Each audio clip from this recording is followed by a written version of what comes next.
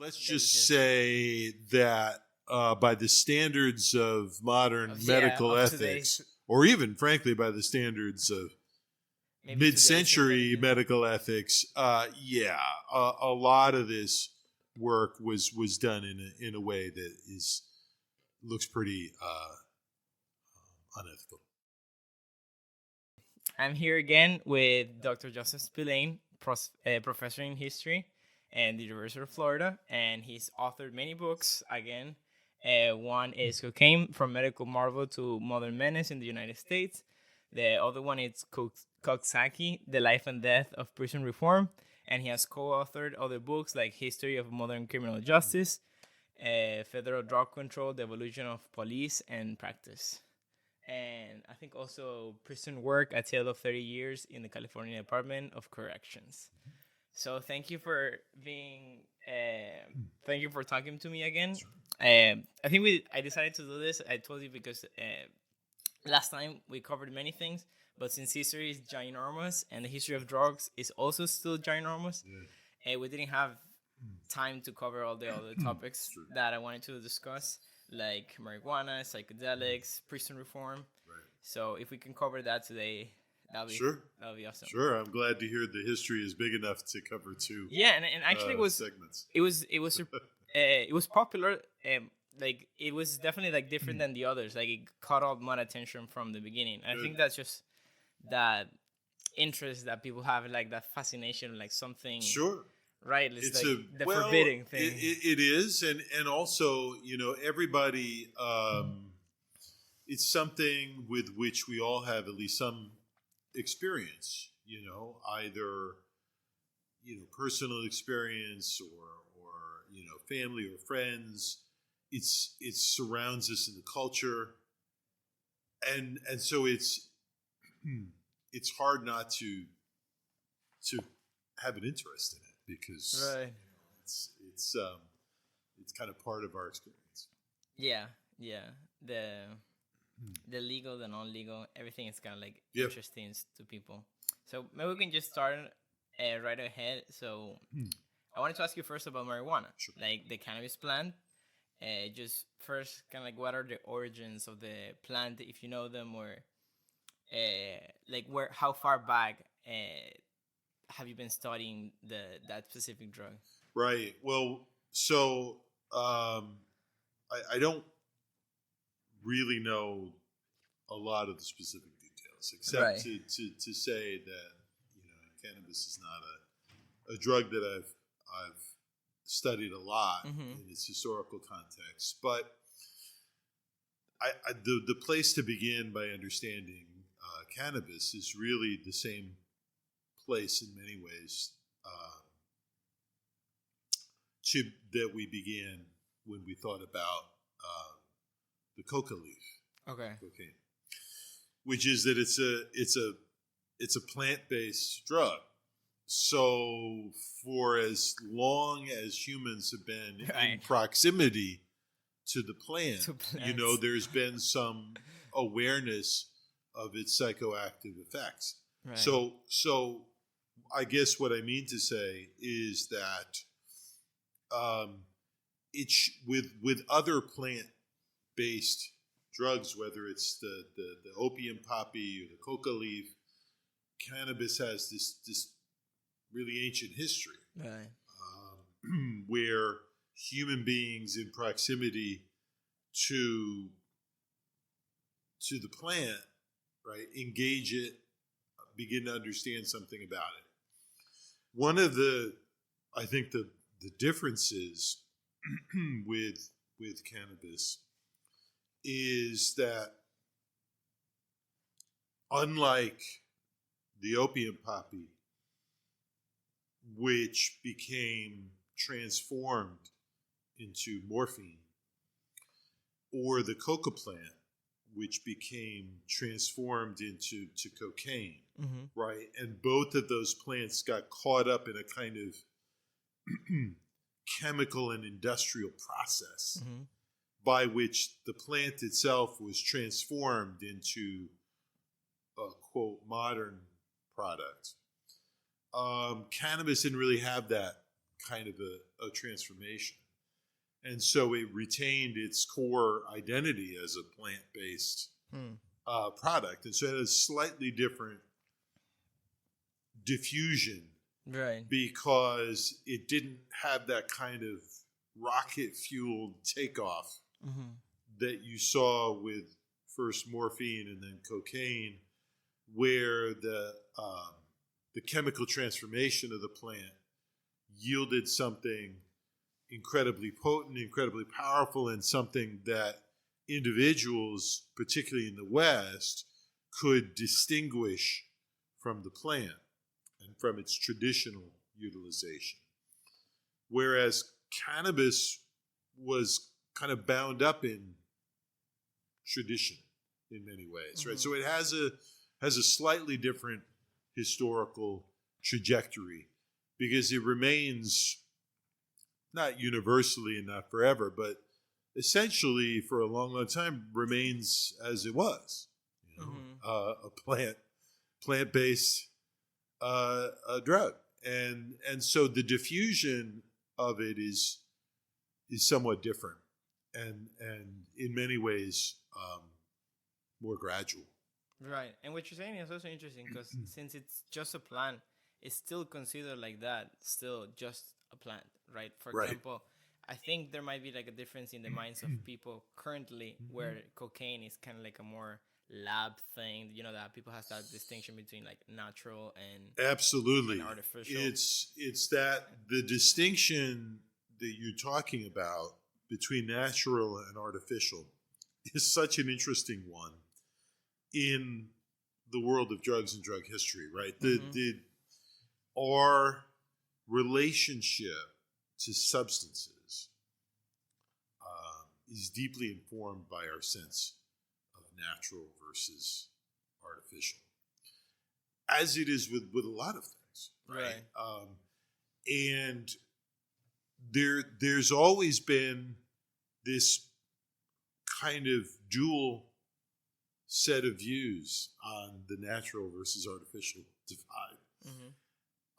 There are moments when the artificial dimension is what makes something attractive, right? Where natural is old-fashioned, natural is primitive, natural is weak, and the kind of artificial is modern, powerful, right?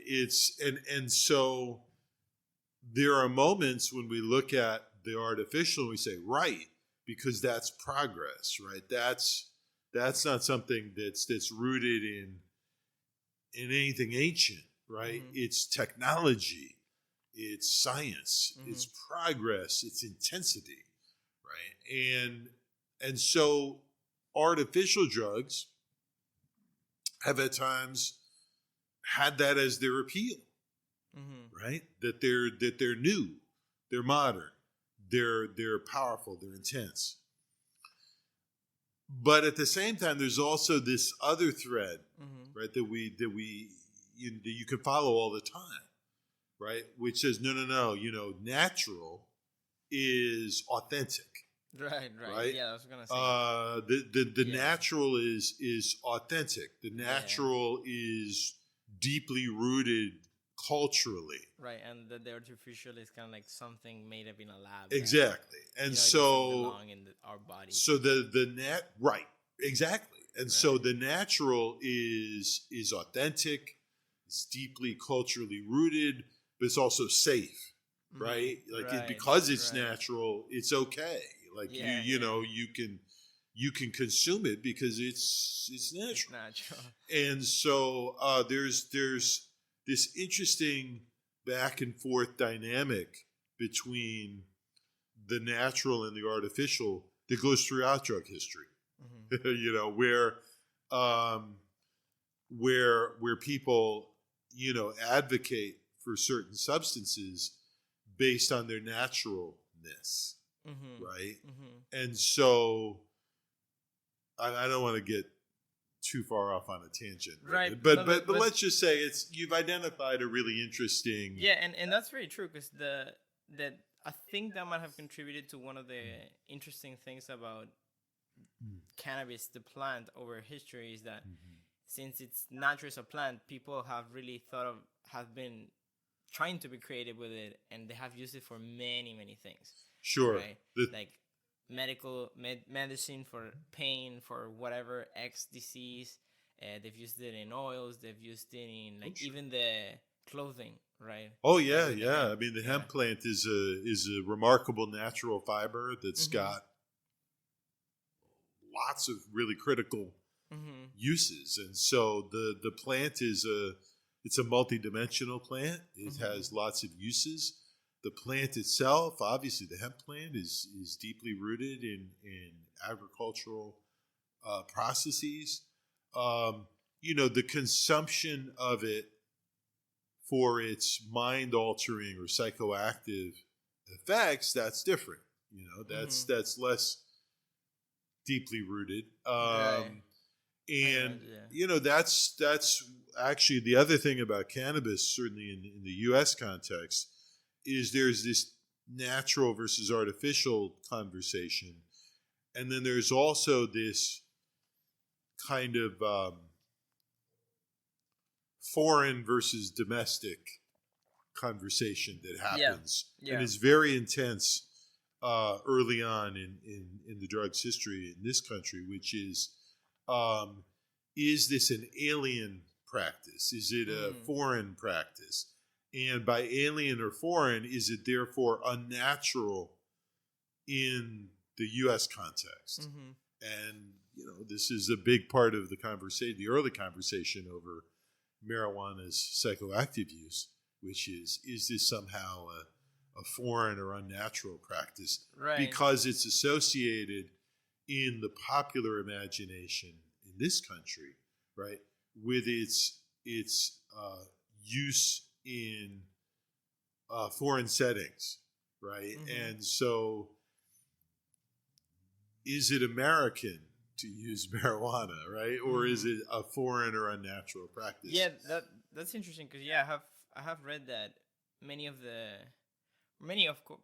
probably not the first uses, but like there was some point in time, I think beginning 1900s or something like that, that the plant was started to be attributed with Mexicans, with Black Americans. Yeah. So because they were mostly using it, probably they were bringing it to the United States in some sort of way from Mexico, so what you've pointed out is a good illustration of the way in which the conversation about marijuana early in the 20th century in the U.S., what you've identified is a big part of that dynamic, and it takes us right back to this question of kind of foreign or alien as a signifier of something that's unnatural or should be suppressed. And there was certainly a perception, kind of a cultural perception in the United States, that marijuana smoking was a foreign practice, right? That it wasn't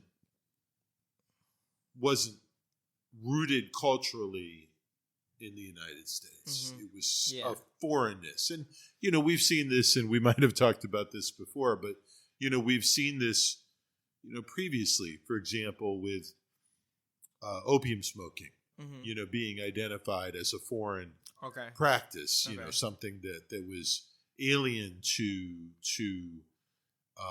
like the American culture, to the American kind of drug taking culture, and I think marijuana, and particularly its early associations with Mexican Mexican American users, that was part of that process of saying, this is foreign, is alien to the American culture. And therefore, right, because it was alien, it should be suppressed. It was a threat.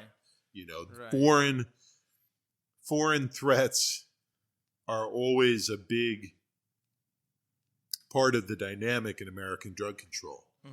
And marijuana was, framed as this kind of external foreign threat to the United States, and very much bound up in prejudices and in racism and so on and so forth.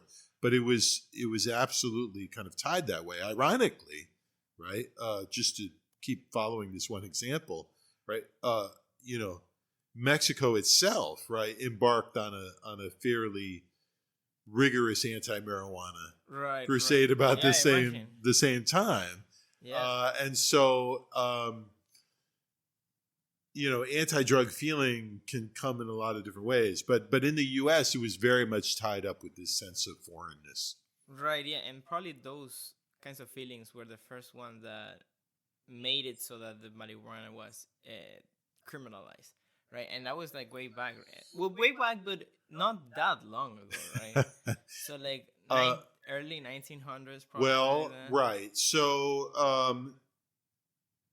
in terms of the criminalization of drugs, right? None of it really, in historical terms, goes back that far. In the sense that in the United States, it isn't until the late 19th century that we really begin to develop, drug laws in some way close to what we might think of them today. And there's no federal anti-drug legislation, but there are pharmacy laws that regulate the kinds of how drugs may be sold and by whom, and are there categories of drugs that shouldn't be sold, and it is certainly true that cannabis indica is part of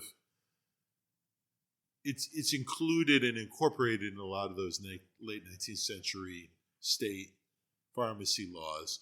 It's not controlled the way we think about it today, but it is. But it's interesting because it's not government centered, right? It's not like the state is telling you that it's not prohibited.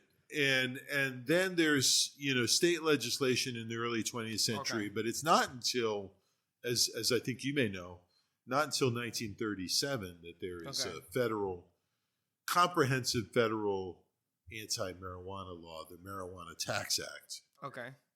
And that's really the moment at the federal level where marijuana enters the true universe of prohibition. Okay. In 1937, you said like completely as a United States, like federally. Right. Is that when it started? It was scheduled 1 drug? No. That was So the Marijuana Tax Act was passed in 1937, and it was essentially a prohibitory tax, if you will. So in other words, it used the federal government's authority to tax as a way of controlling the drug. Essentially, what it said is, if you're going to sell marijuana, distributed marijuana, you have to be licensed. And in order to be licensed, you have to pay this prohibitory tax, which is a very significant one. If you are caught selling marijuana without having registered and paid the tax, then you've committed a criminal offense. And so it uses the government's taxing authority to prohibit. Right. And then it's you mentioned scheduling in Schedule 1. So it's not until the Controlled Substances Act that comes along in 1970. Okay, way later. That creates a series of schedules and places marijuana in Schedule 1, which is the most restrictive of those. So, and meaning that those are the most dangerous types of drug. It's so that's complicated, right? Okay. Because I don't think anybody in 1970, even the ones doing the scheduling, could have plausibly argued that marijuana was the most dangerous of drugs. Right. But the scheduling. Yeah, would you know what the motivation was then? So the Controlled Substances Act was designed to create a kind of rational, universal approach to federal drug control.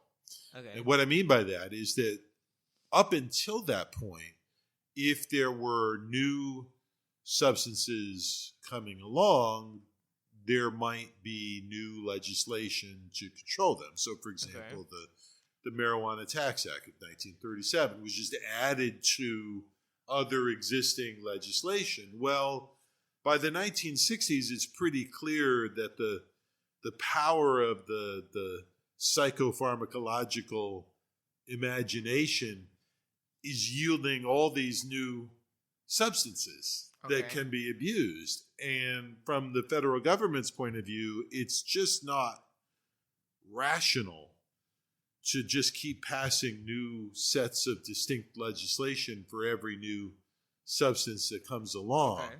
So can we create a universal approach to controlled substances that would sort them all out and create a structure so that when new substances came along, as they were and would continue, that they could be reviewed and scheduled as appropriate.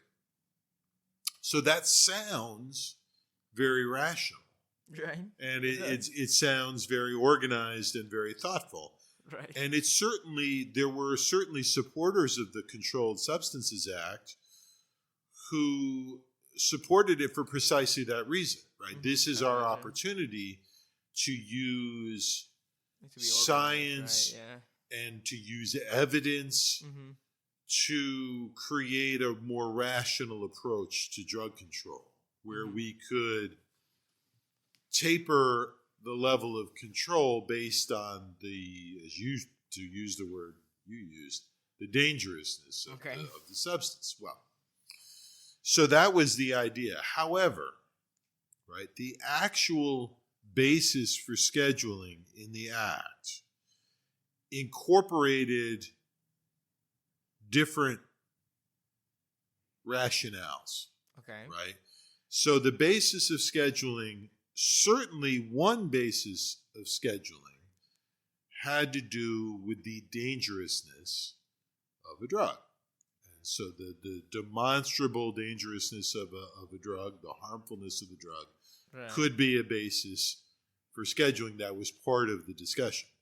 However, another part of the discussion was the medical utility of the drug. Now, I want you to know that that's a different thing, right? Absolutely, yeah. You think about it, right? So dangerousness is a spectrum, right? From, let's say fentanyl, which is a very, very dangerous drug. Right, just small amounts even can be It's a really deadly. Correct. So it is by definition and inherently a very dangerous drug. Right. All the way down to any example you can use, but sure, you drink coffee, but I mean, a substance where, as used, has little to no intrinsic danger to it, right? So maybe that like cough syrup kind of a thing. Again, on this somewhere on the spectrum, there, right? Whereas, like a codeine, a cough syrup that contained codeine, right? Which is also an opiate, right? Like fentanyl, right? They're both kind of broadly opioids. Pain, But fentanyl versus cough syrup that has a little codeine, they're very different in terms of their dangerousness. Right. So the intrinsic dangerousness of a substance is one spectrum. And on that spectrum, marijuana's intrinsic dangerousness is pretty low. I think there's pretty close to universal agreement on that question. Yeah, at least one small factoid would be it hasn't really killed people by overdosing, right? No, right. I mean, that would be one example, right? Which is, is there a dosage that becomes, dangerous in terms of overdose, something like that? The answer is really no. And so, okay. So you have this spectrum of dangerousness. Right. And you in theory, medical utility. Exactly, right? So medical utility is a totally different spectrum, right? Because there are, for example, drugs that are quite dangerous, right, that have medical utility. And I'll go back to fentanyl. Right? Alrighty, okay. Fentanyl is quite dangerous, but it certainly has medical utility in managing pain. And for that reason, fentanyl, even today, has not been permanently placed in Schedule 1, but rather in Schedule 2 because of its medical utility. In other words, marijuana is in a higher schedule than fentanyl. Right. I mean, right now, fentanyl is in a temporary Schedule 1 status, but it's not in a permanent Schedule 1 status because of that medical utility. All right, so now we go back to the birth of the Controlled Substances Act. What do we do with marijuana? And in 1970, anyway, the argument was it doesn't have any medical utility. Okay. Now, this is an interesting question because by medical utility, what we mean is, are doctors using it? Right. Okay. Not are individuals using it maybe in some therapeutic way, but are doctors using it? And in 1970, the answer to that question essentially was no. And so Schedule 1, no medical utility.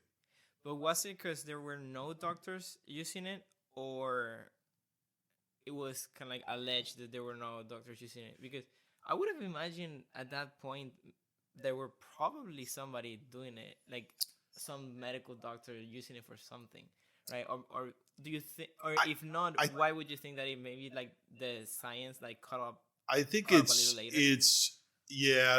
an interesting question. I would be willing to bet that there were probably individual practitioners who were thinking some about the therapeutic utility of marijuana. But I will say this, the growth of marijuana's medical utilization, comes a little bit later, and in some ways, interesting. So like science caught up a little later of like, oh, maybe we can. Yeah, it's right. Well, and then science gets involved, but the law doesn't catch up. Right. Yeah. Anyway, so to go back to where we were, so marijuana in terms of federal law, there is a prohibitory tax that essentially launches federal prohibition in 1937. And then the Marijuana Tax Act is essentially repealed with the birth of the Controlled Substances Act. Okay. And marijuana instead becomes a Schedule 1 substance in the Controlled Substances Act, where somewhat unbelievably it remains to this day. So yeah. So how do you think that has changed in the modern time? Like we've already kind of touched on like the medical utility. But like, and as you said, like a loss doesn't cut up.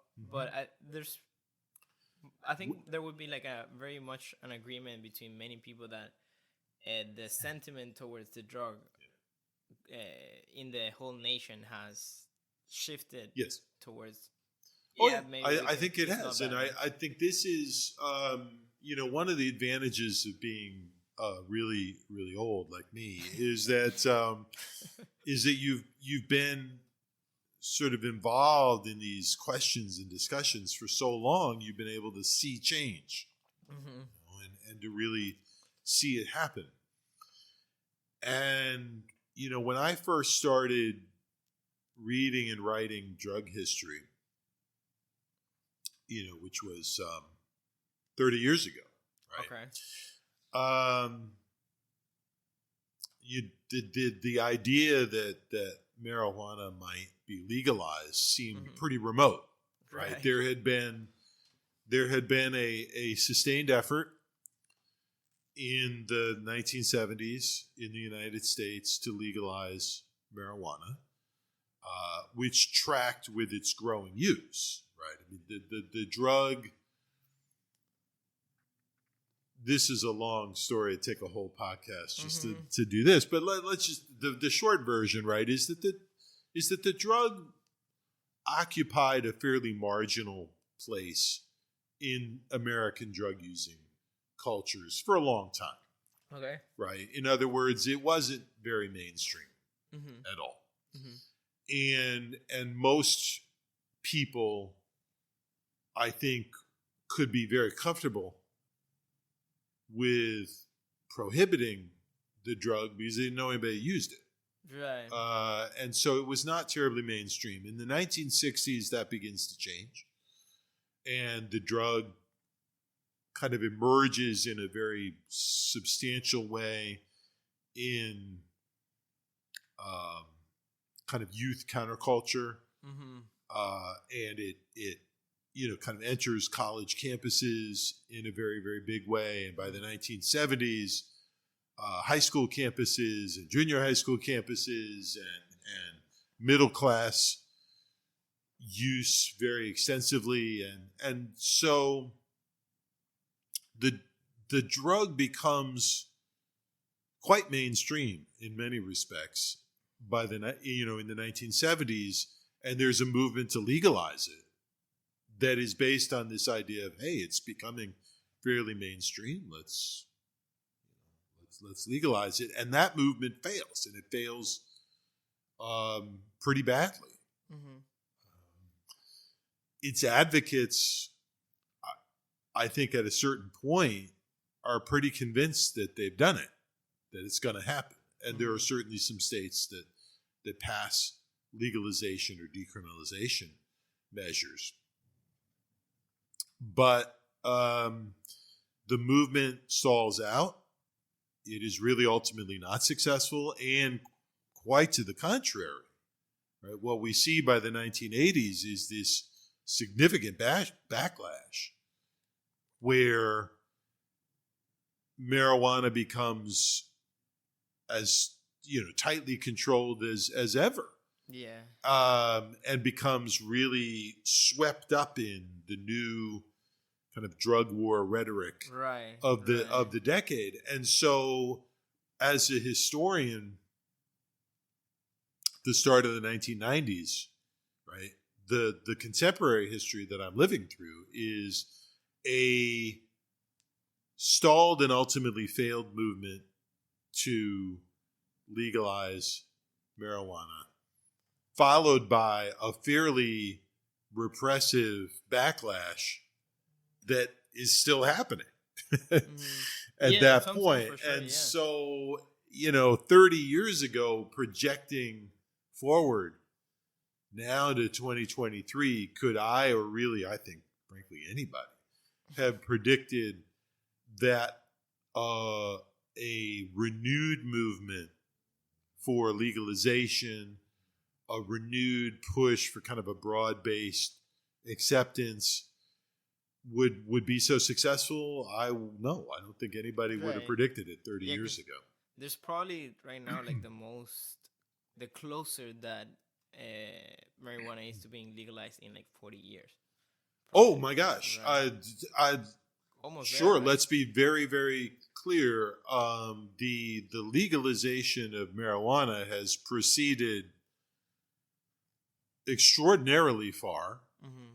Yeah, almost to the point like there were where you have like real indications or like gossip like that the current administration would legalize it, right? Like back in the 70s? No, like recently. Oh, the current administration. Yeah. Sorry. Yes, absolutely. I mean, I think that. Okay, so it has proceeded farther than anybody could have imagined. That proceeding has all happened at the state level, right? So the federal laws remain unchanged. But at the state level, it has proceeded really dramatically, right? From the initial success at adopting medical marijuana laws, which carved out at the state level exceptions for medical use of marijuana, which is where the the marijuana reform movement begins. Right. And it makes sense. Kind of like first show that it's useful, that doctors are using it.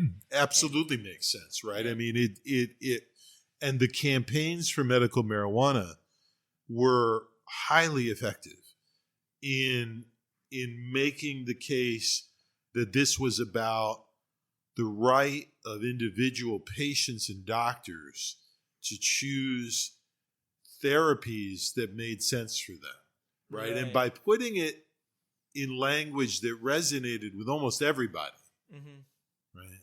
People said, well, that's right, patients, doctors, they ought to be able to make those decisions for themselves. Right. By putting it in that language, they were successful. What I think has been really fascinating is the way in which that has moved fairly rapidly in the direction of legalizing recreational sales and use. And that's happening, and it's really fascinating. And so to me, for a historian, the critical question in 2023 is what's next?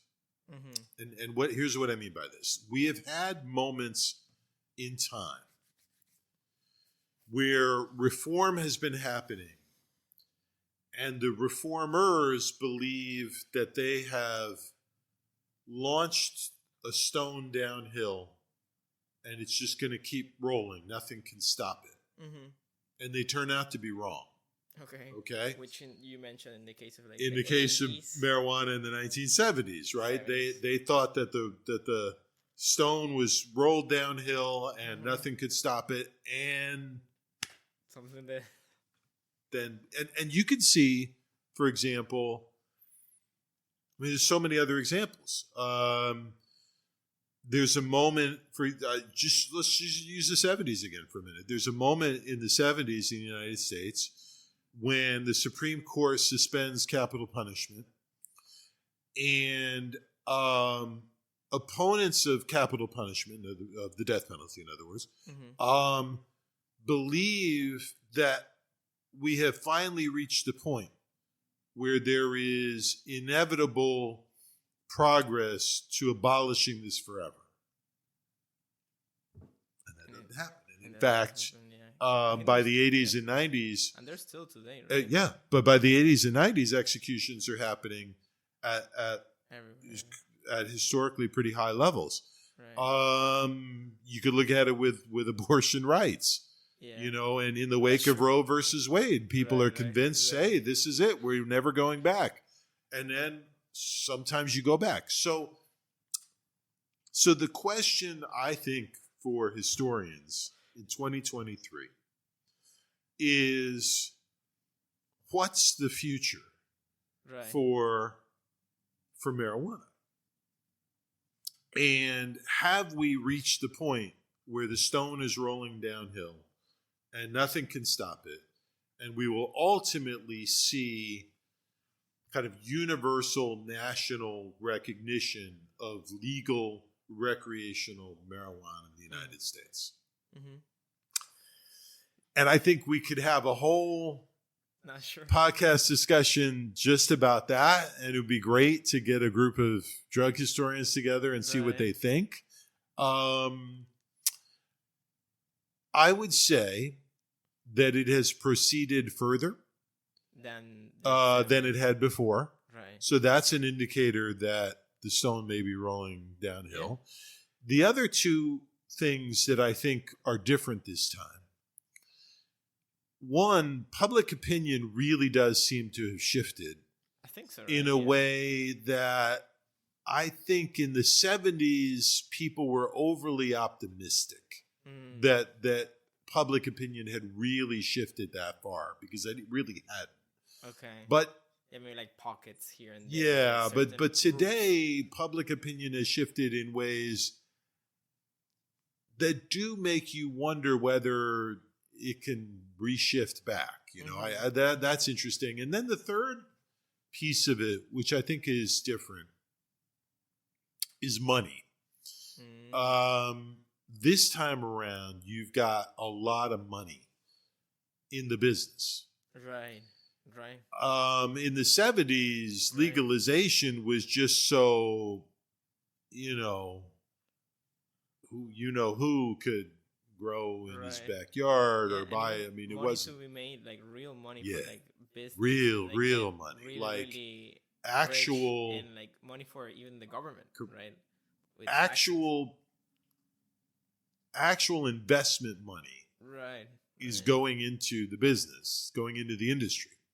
It's not necessarily a good thing, but money matters, right? And when you see all that money going into it, then you have to ask yourself, can this be undone with all of the moneyed interest involved? True. So those are three things that would make you think that the stone is just it's off and running. On the other side, right, the only I think major argument that you have is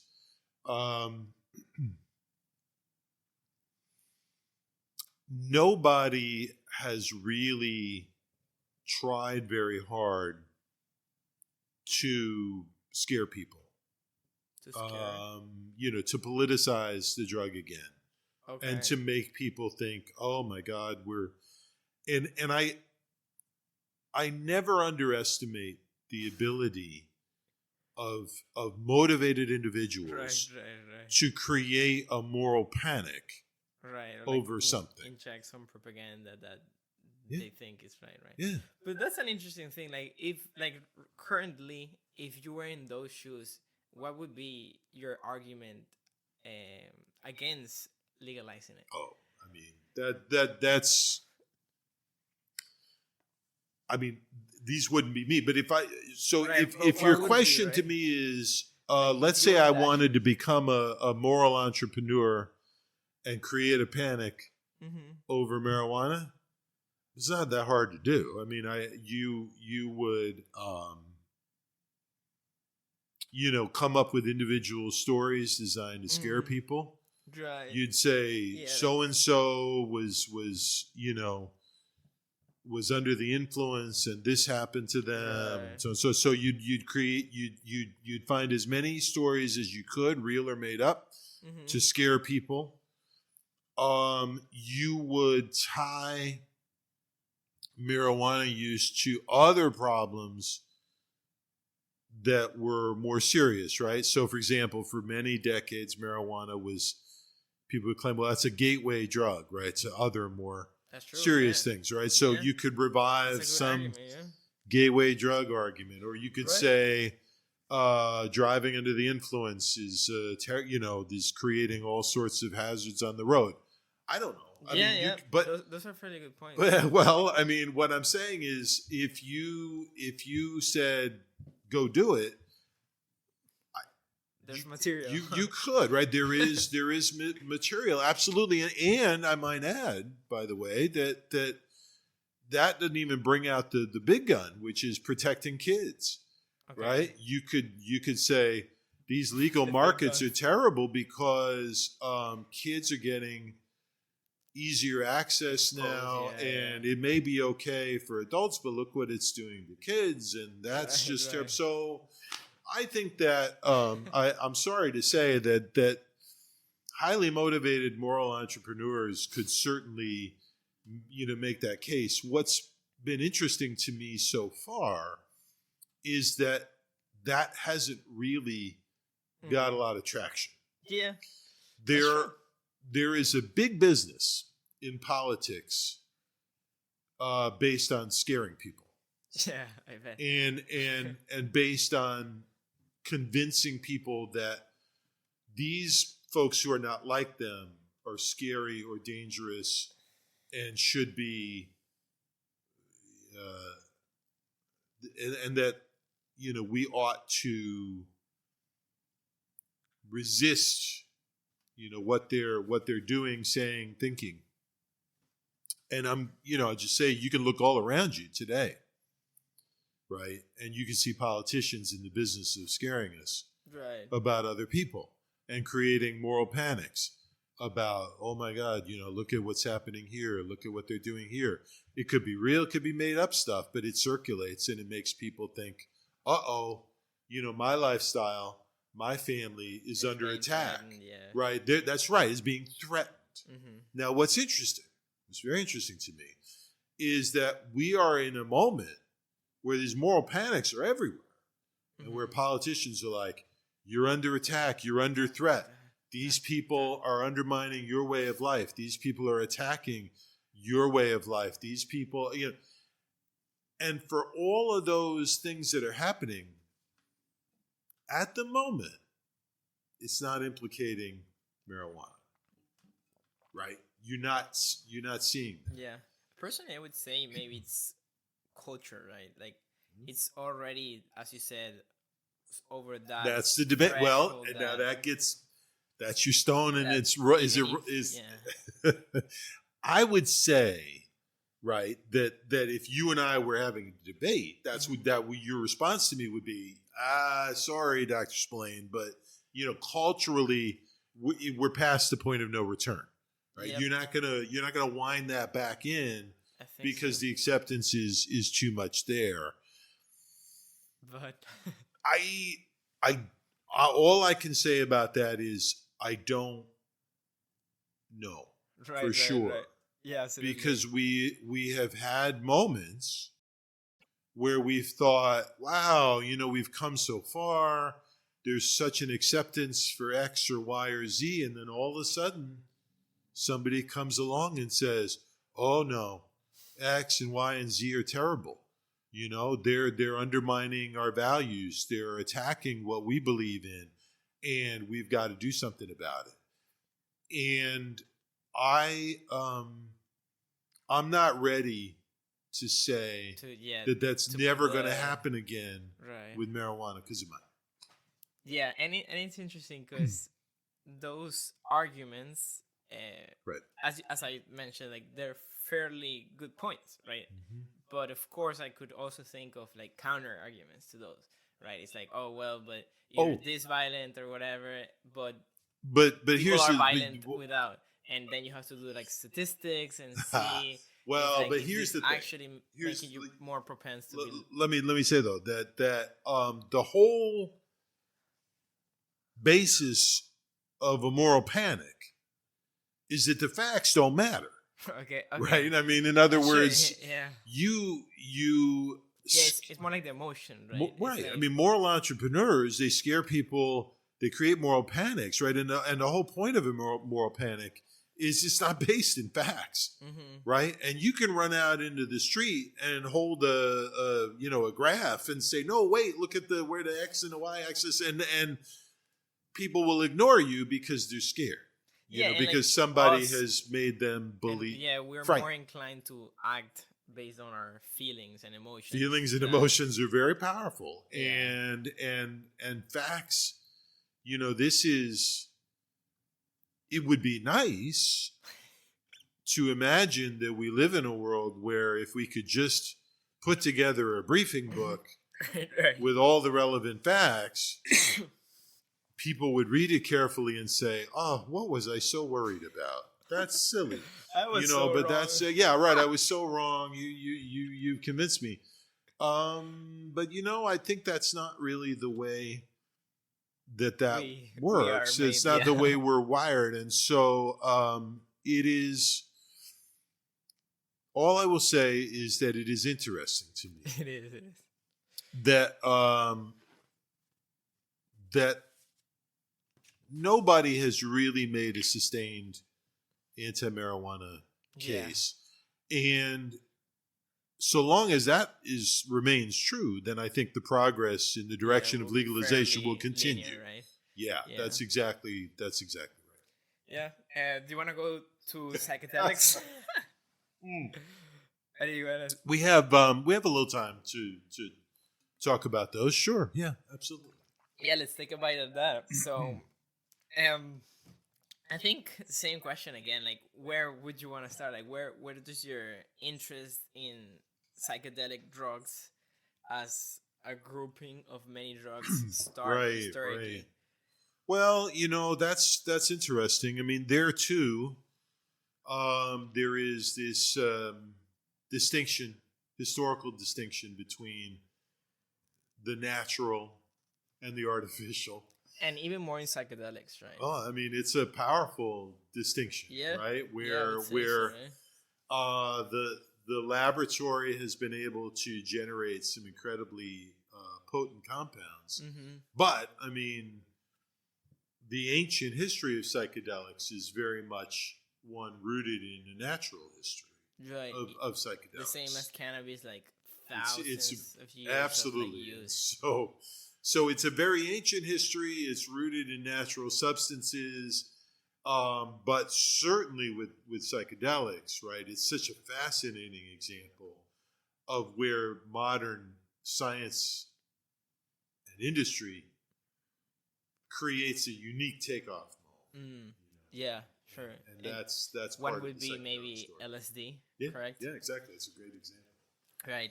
And because LSD, if I'm not mistaken, I'm not really sure when was it invented. 19. Well, invented is the wrong word. Discovered. Because it's really more a process of discovery, right. You're and right. understanding how to isolate something. Sure, yeah. And associating a particular set of effects with that compound. But that, I mean, credit for that goes to Albert Hopkins, in the late 1930s, maybe 1938. I could be off by a year or two, but yeah, I mean that's absolutely something that is comes out of the laboratory, and doesn't go very far out of the laboratory for quite some time. Right? It never really, LSD in particular, never really has a major takeoff point.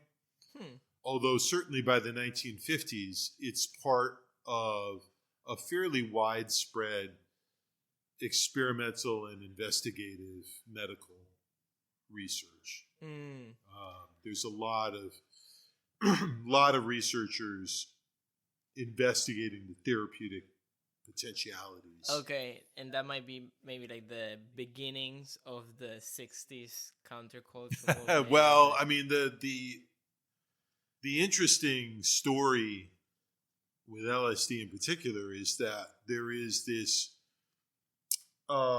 fairly active and fairly vibrant research network of individuals who are engaged in kind of experimental therapeutic research, right, with small groups of patients and looking for ways in which the drug can help facilitate therapeutic outcomes for patients. And that body of work in the 50s and the 60s kind of got forgotten by a lot of people, in part because the drug was criminalized, and ultimately the Controlled Substances Act essentially shut down all of that research. Right. And so all of those years of very interesting research into its therapeutic potential was shut down. Right. So, and before we get to that, by the federal government. Do you have any comments on like as I was saying, like the counterculture movement? That's a little bit before. Well, yeah, I mean, it's like, is it 1960s as a whole? I think so, right? Yes. Like, which of the whole, even that is stereotypized by today's culture of like the hippies and stuff. But I don't think I really have a really good understanding of what that was like. Well, like, what were people really right? I mean, it was. So I would say this is going to be a very short version of the U.S. story, but essentially, let me back So we've talked about a lot of different distinctions that we make, foreign versus kind of native, natural versus artificial. One of the most powerful distinctions is medical versus recreational, right? The idea that we need to sort drugs out and the use of drugs into medical and to recreational, with the idea being, for the most part, that if it's on the medical side, well, that's okay. And if it's on the recreational side, with the exception of, alcohol or tobacco or coffee or things like that, if it's on the recreational side, then it's not okay. Right. And that's part of the story, I think, of LSD, is that while LSD on the medical side was weird in the sense that many, practitioners at that, in the 50s and the 60s regarded psychedelic research as weird or maybe not appropriate. Like it was still very niche, that's for sure. But nonetheless, right, I mean, the research community was pretty serious-minded, and they really, wanted to explore the therapeutic potentialities of psychedelics, LSD in particular. And what happens in the 60s in the US is that the drug jumps the line from medical to recreation. It's not a clear line, really. Yeah, as you said, kind of like what we said in the last episode of like you have doctors giving you cocaine, but then you say, maybe like a little more, or like maybe even the doctor of like, I'm giving it to this person, I'll use it in my time, kind of thing. I mean, it's not a clear line. Right. If we're using psychedelics to produce, for example, positive outcomes related to mental illness or alcoholism or something like that, because of the profound spiritual transformations and impact that the drug has, is that medical? Right. I mean, it is. Yeah. But if somebody takes it to have that same profound experience just because they want to, is that recreational? And so, in other words, medical recreational is also like, are drugs medical only when they're there to fix something? Right. And if you're not taking it to fix something, but to maybe sort of journey into a deeper, more profound understanding of something, I mean, is that medical or is that recreational? So anyway, long story. What I was imagining too go ahead. is not necessarily also medical, like physical. It can be also, I was making the distinction in my head of your body and your mind. Sure. Right? Because what happens if it happens, let's say as a hypothetical, that LSD cures depression or like MDMA or whatever cures depression. Sure. How? Well, again, if the substance is being used therapeutically to fix or cure or remediate some specific issue, even if it's psychological, whatever, then I think it's medical. What if you just decide it's going to make you a better person? What if you just decide that, I mean, in other words, it's so blurry. It's so blurry. But what I will say is that the perception in the 60s was that the drug had made a flying leap over to the recreational side, which, I think is not really wrong. And that ultimately was the basis of the reaction to it and the control. Right. And that jump, it's very interesting because maybe it was also due to the culture that was there at that time, right? Like the sentiments people had. There were this distinction of like government sentimentality of like, oh, I don't know how to even to describe it. But there's the other side of like, you doing a good job. It's counterculture, right? Right? And like, the drug gets bound up in this idea that psychedelics are countercultural in the sense that we're using them to experience the psychedelic, but also very self-consciously, right, to reject kind of like a protest, the structures of square society, right, of straight society. Square society is a good name. Yeah, I mean, and so it's a rejection of that, and I think when you see a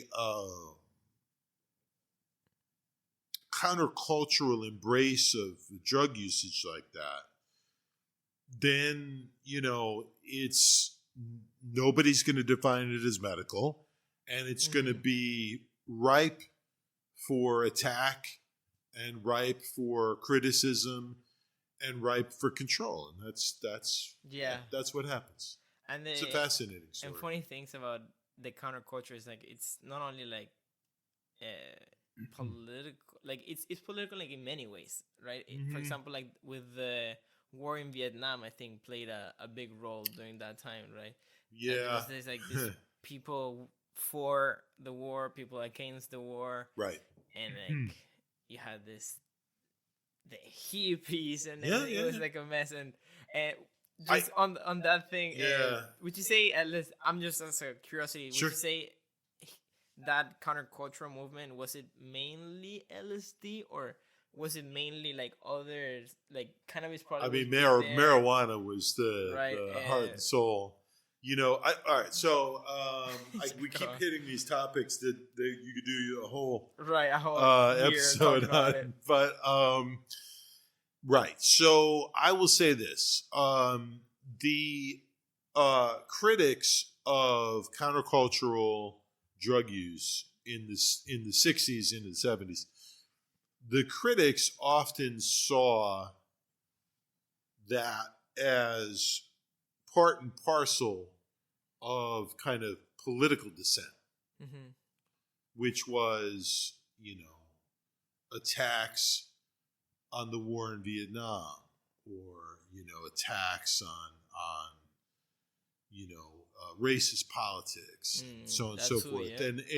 And certainly President Richard Nixon, right, who's he's elected in 1968, so he's in office. All this is swirling, right? He believed that these were kind of one and the same. That the anti-war protesters were also dope-smoking hippies, and that it was all kind of part of the same thing. Right, and there was some overlap for sure. When you dive a little more deeply into the history of kind of the 60s moving into the 70s, and the dynamics, it's actually a little more complicated than that. In the sense that there's a very new left politics. It's a radical politics. It's got radical critiques of capitalism. It's got radical critiques of imperialism. It's got radical critiques of kind of mainstream politics generally. Radical critiques of the war in Vietnam. Right. I mean, and the core of new left politics and the core of dope smoking counterculturalism overlapped, but they weren't the same thing.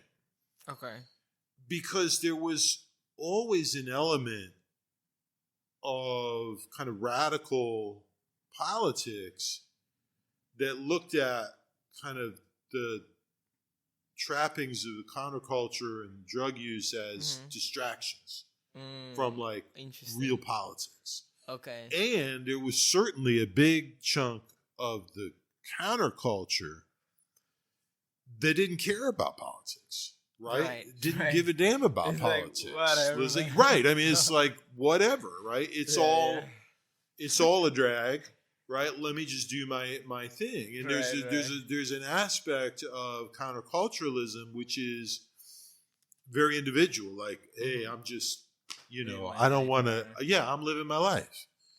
And so as the 60s move on, I think it becomes clearer that while there's overlaps, there's also differences between them. Right. And would you know, this is like a fascinating topic, would you know anything about a little bit before that, or maybe even during that, the efforts of like the government to like study the drug for intelligent purposes and stuff like that? If you have any let's just sure do another episode on that. I mean, I would say right. So when you go back to the 50s and 60s and the flowering of research, into LSD, for example, the potency of the drug was not lost on folks in the federal government. And there was certainly an effort undertaken to see whether or not a drug like LSD could be useful. Right. In whatever purpose. Well, and there were different versions of that. For example, one version of that was LSD finally going to yield a truth serum? Right. Could we use LSD for interrogation? Right. So put somebody under the influence of it, and could we use it to compel people to speak the truth? Right. Or could we use it, tactically to disorient an opponent or an enemy? Right. Could we? So there were different things that the government suspected could potentially be done with it. And so there was an extensive program of federally organized investigation into the drug, and conducted by Department of Defense, by intelligence organizations, by the CIA. So that's all true. It happened, and it very much was of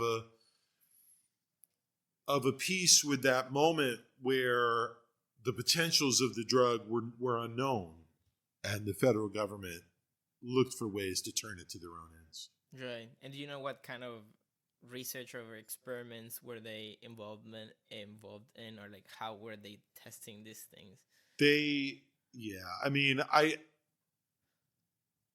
There are a lot of good studies on what the government did with programs like MK Ultra, and I don't know that I'm expert enough to give you the full detail, but they conducted a lot of human experimentation, right? They dosed lots of people to see what kind of impact and what kind of effect it would have. Yeah, and I was reading that even like involuntarily, yes. Right? Like they without consent. Let's just say that by the standards of modern medical ethics, or even frankly by the standards of mid-century medical ethics, a lot of this work was done in a way that looks pretty unethical. Right.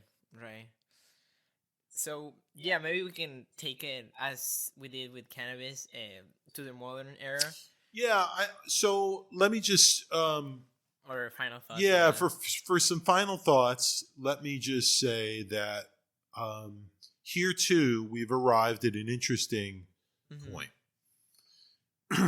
15 years ago,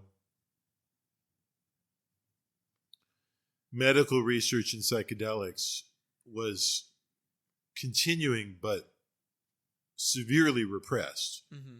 With most psychedelics in Schedule 1, the ability of anybody to conduct any kind of investigative research into therapeutic uses of the drugs was really, really limited. And even though there was good evidence of potential therapeutic benefit, it remained really hard for anybody to do anything, and very limited. And I would say, starting maybe about 15 years ago or so, the door opened just a little bit wider. 15 years ago. The door started open just a little bit wider to controlled investigative research into the therapeutic impact of psychedelics. And that door has kind of gotten a little wider and a little wider, to the point where we now have these very robust, large studies of the effects of things like psilocybin, for example, in certain, for certain therapeutic indications. And psilocybin was, that's a mushroom, right?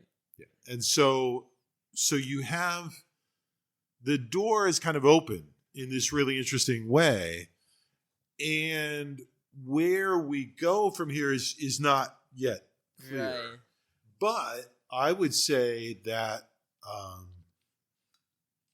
the door to medical utilization of psychedelics is now open as wide as it's been since the 60s, right? Since the 50s.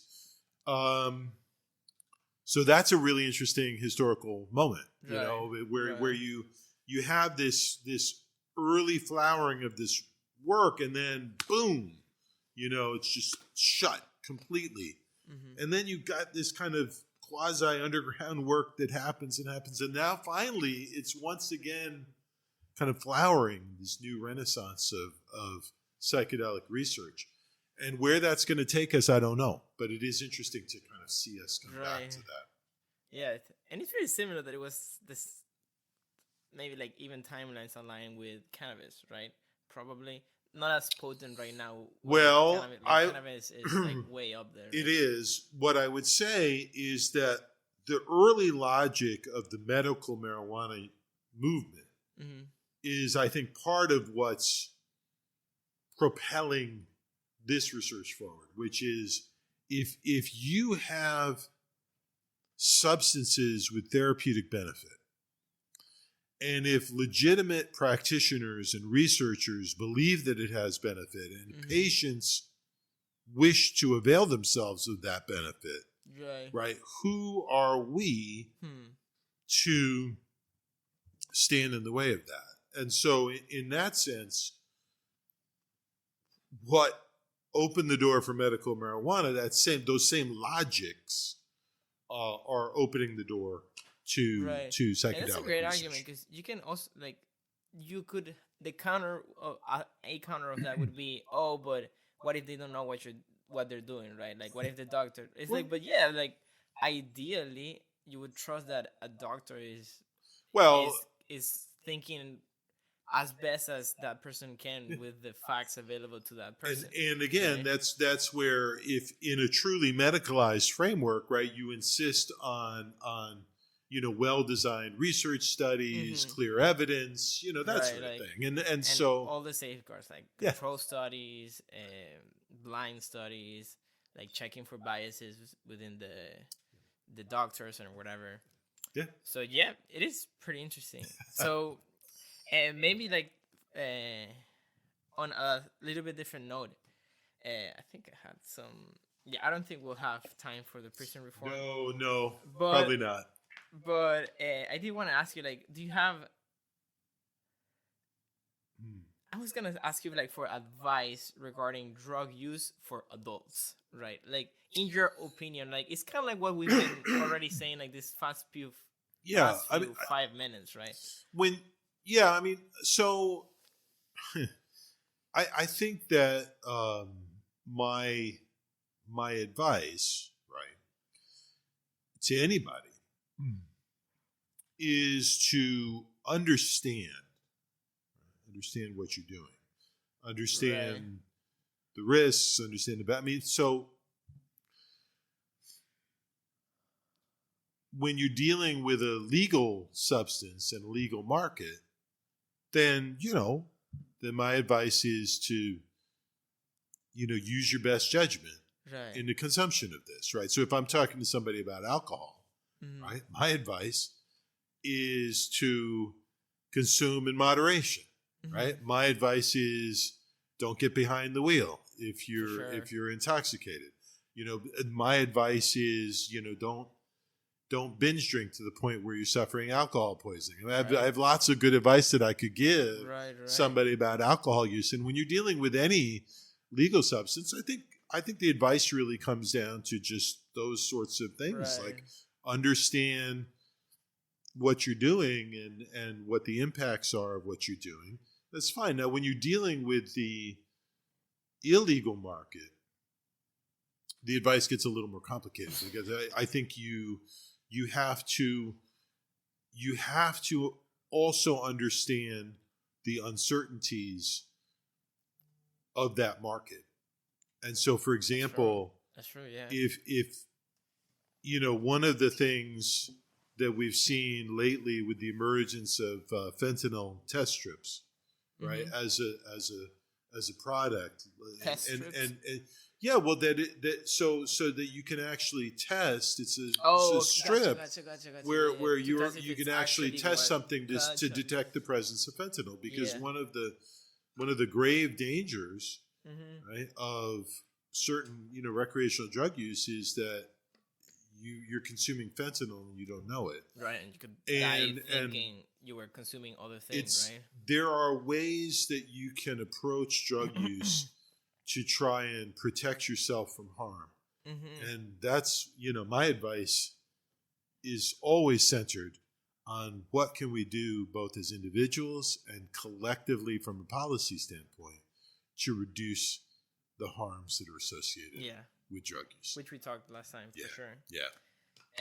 Do you have advice on students who want to get into your field, or advice for like future historians?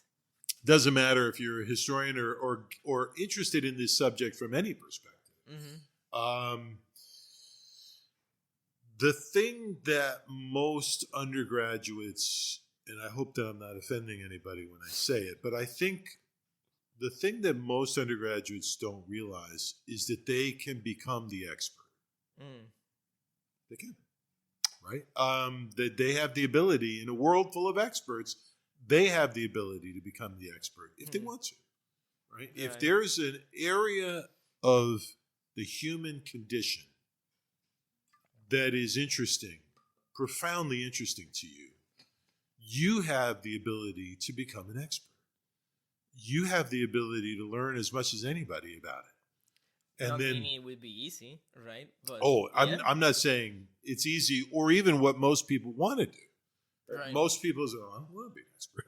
I'd rather make some money, or I'd rather do, whatever. I mean, it doesn't, but the point is, as far as this field goes, or really any field of investigation, what I hope undergraduates understand is that you don't just have to read about this stuff. You can write this stuff. You can study this stuff. You can do it yourself, right? You can be the person who knows it all. Not that I know it all, but the point is you can become the expert. And to me, that's my biggest bit of advice, is that if particularly if you're a student and you're in a course, or you're tackling a subject, or you're thinking about a discipline that's so interesting to you, whether it's journalism or economics or political science or chemistry, if you're in a discipline and you think this is really interesting, you can become that. You can become that discipline. All it takes is just that desire to do it, and then find people who can help you get there. find your professors, find people who do what you find interesting, and ask them how to get there. And on that note, now that you've become in some way the expert, what are you grateful for, Dr. Spillane? What am I grateful for? I will right to the point. I'm just grateful for every mentor that I ever had that helped me get to that point. You know, I'm grateful for my sophomore year political science professor, right, who didn't accept just repeating back what we'd read in class, but instead she said, no, what do you think? Like, are they really cool? You read this, but are they right? And that was the first professor I ever had that made us do that. I thought, I don't know, are they right? You know, what's the evidence? And then to a history professor my senior year, who encouraged me to go to graduate school, which I would not have done, you know, without him. And that was hugely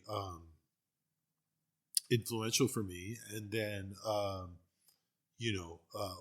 my mentors in graduate school.